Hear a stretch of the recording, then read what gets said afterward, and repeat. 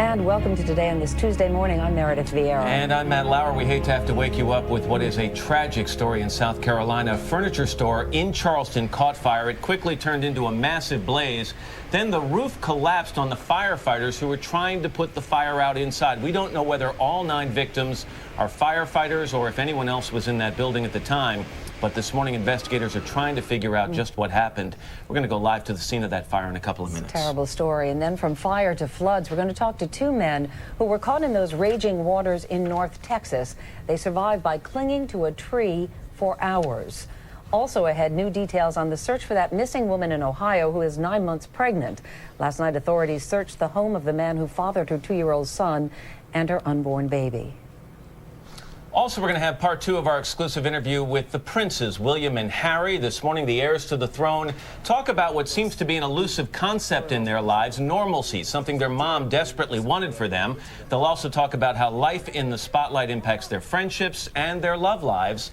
It's a more personal side of the princes this morning. And we're going to take you outside for a look at the crowd we have here. They have been gathering since before we arrived at 5 a.m.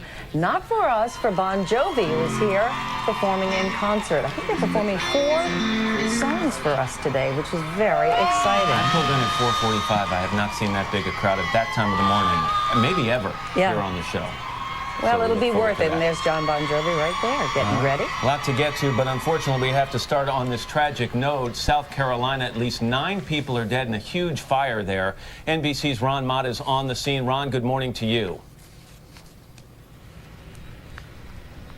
Here in the historic city of Charleston are waking up to this Tuesday morning. As you mentioned, 9 bodies confirmed pulled out of the wreckage you see behind me. I'll step out of the way. They just moved in this heavy equipment here. Apparently, when the firefighters went in, part of the structure collapsed, and one witness described it as a 30-foot high tornado of flames. This was the scene around 7 o'clock Monday night. The Sofa Superstore up in flames. At least 24 rescue workers trying to put the blaze out. Bystanders looking on in disbelief. Now, the only thing I was saying, oh my God, I hope everybody got out alive. Within a few minutes, it was out of control, and the firemen were still in there.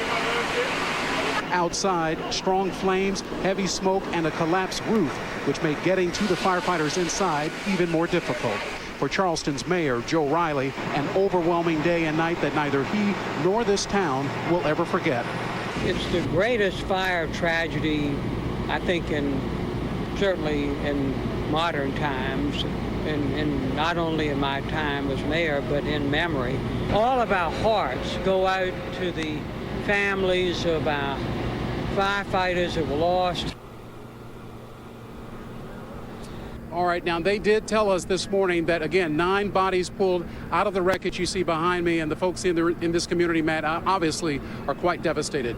Back to you. Yeah, Ron, I read that they hadn't lost a firefighter in the line of duty since 1969, so the shock of losing 9 people in one fire has to be overwhelming. Do you know if the family members have been notified? Have they identified these people?